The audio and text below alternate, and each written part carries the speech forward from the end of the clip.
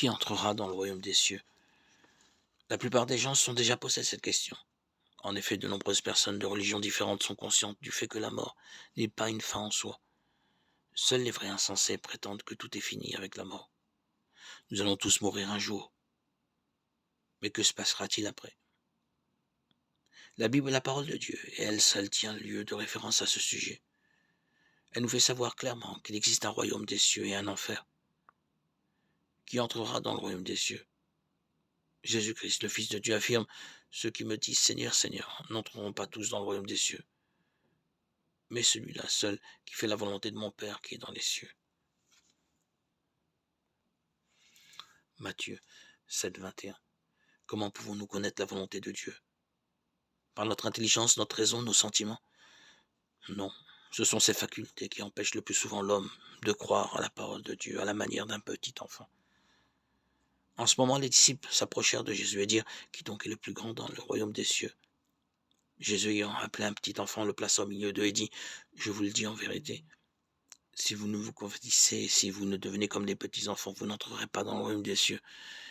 C'est pourquoi quiconque se rendra humble comme ce petit enfant sera le plus grand dans le royaume des cieux.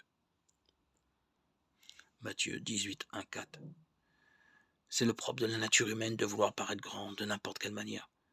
Nombreux sont ceux qui recherchent l'honneur et l'estime, qui veulent être d'éminents penseurs, que ce soit dans leur profession en politique ou bien dans les bistrots parmi des amis. Jésus ayant appelé un petit enfant, le plaça au milieu d'eux. Jésus a placé un petit enfant au milieu de ces hommes adultes. L'enfant n'a pas à faire preuve de compétences particulières. En matière de compréhension, il manque encore de maturité et d'expérience. Voici le verdict de Jésus. Si vous ne vous convertissez, ne devenez comme des petits enfants, vous n'entrerez pas dans le royaume des cieux. Combien de personnes s'appuient sur leur raison, leur riche expérience et leur savoir acquis au cours des années? Et beaucoup de personnes sont dans ce cas. Toutes vos connaissances et vos prouesses ne font pas de vous les plus grands dans le royaume des cieux. Bien au contraire, elles vous barrent le chemin qui mène au royaume de Dieu. Vous ne pourrez pas éprouver la toute-puissance et l'amour du Fils de Dieu. Il vous manque la paix avec Dieu.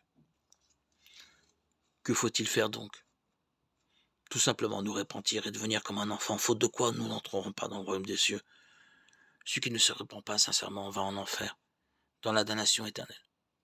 Aucune religion ou idéologie, que ce soit l'islam, le bouddhisme, l'anthroposophie, la science chrétienne, la scientologie, le spiritisme, la méditation transcendantale ou une autre croyance ne pourra laver notre âme de la souillure du péché qui mène à la perdition. C'est pourquoi, répentez-vous, renoncez à tout raisonnement personnel et venez au Seigneur Jésus-Christ avec une foi d'enfant. Lui seul peut délivrer de la malédiction du péché. Il a donné sa vie sur la croix et il a vaincu toutes les puissances démoniaques, ainsi que le diable. Selon la volonté de Dieu, il a versé son sang précieux qui nous purifie de tout péché.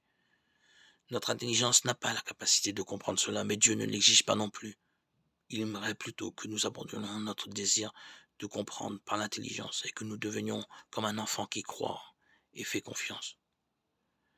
Pourquoi de si nombreuses personnes n'ont-elles pas cette foi enfantine dans le salut par Jésus-Christ?